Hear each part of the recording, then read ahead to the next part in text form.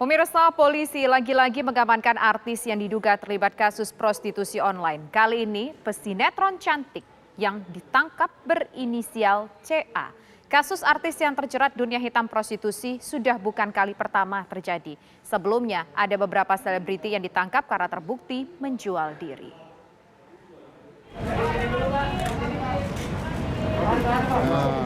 Artis sinetron CA ditangkap karena diduga terlibat kasus prostitusi online di sebuah hotel mewah di kawasan Jakarta Pusat pada Rabu 29 Desember malam. Bang coy. Kabid Humas Polda Metro Jaya Kombes E. Zulpan mengatakan muncikari CA menawarkan jasa prostitusi lewat media sosial. Tarif CA sekitar 30 juta rupiah.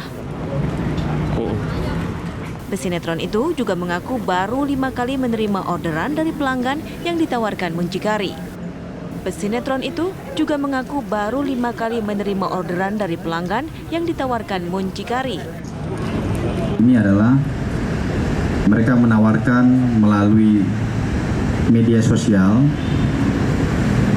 dengan mengirimkan gambar-gambar daripada saudari CA. Tersangka CA dalam kegiatan prostitusi online ini baru melakukan sebanyak 5 kali, ya. Kemudian tadi nanya apa? Tarif ya? 30 juta ya. Rencananya, polisi akan memeriksa temuan daftar figur publik yang diduga terlibat dalam prostitusi online dari para muncikari CA.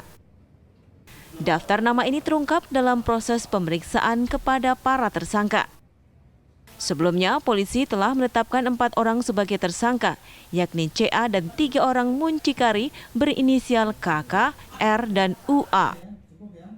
Penangkapan pesinetron CA menambah daftar panjang artis yang terjerat kasus prostitusi online. Sebelum CA, ada pula beberapa artis yang terjerat kasus asusila. Lantas, apa yang membuat seorang selebriti cantik rela terjun ke dunia prostitusi? Apakah benar-benar semata-mata impitan ekonomi atau tuntutan gaya hidup hedonisme semata? Dari Jakarta, Tim TV One mengabarkan. Polisi menangkap sinetron cantik berinisial CA. Pemirsa diduga terlibat kasus prostitusi online. Artis sinetron CA ditangkap karena diduga terlibat kasus prostitusi online di sebuah hotel mewah di kawasan Jakarta Pusat pada Rabu 29 Desember malam. Kabid Humas Polda Metro Jaya Kombes Pol E. Zulpan mengatakan muncikari dari CA menawarkan jasa prostitusi lewat media sosial dengan tarif sekitar 30 juta rupiah. Untuk membahas mengenai fenomena ini di ibu kota ini, pemirsa, kita telah bergabung bersama dengan pengamat sosial, yaitu ada Mbak Devi Rahmawati. Selamat sore Mbak Devi. Selamat sore Mbak. Ya Mbak Devi, sudah berapa banyak kasus artis sinetron yang terjerat ke dunia prostitusi? Sebetulnya kalau kita lihat-lihat nih Mbak Devi, ini apakah memang karena himpitan ekonomi, karena kondisi sedang sulit, atau memang untuk memenuhi gaya hidup yang cenderung terkesan hedon Mbak Devi? Pertama yang perlu digarisbawahi adalah orang-orang yang terlibat di industri bawah tanah seperti prostitusi ini tidak kemudian melekat pada salah satu profesi seperti selebritis misalnya. Ini karena kebetulan memang ada nama-nama yang dikenal publik lantas kemudian mencuat, tapi ini bukan berarti kemudian selebritis erat kaitannya dengan prostitusi. Studi-studi global memang menunjukkan bahkan jauh sebelum pandemi sekalipun kehadiran teknologi telah membuat prostitusi jalanan itu sudah mulai pindah ke ruang online bahkan 5 hingga 10 tahun lalu. Kenapa? Karena memang ruang online menawarkan hal yang berbeda dibandingkan ketika praktek-praktek prostitusi harus berada di jalanan.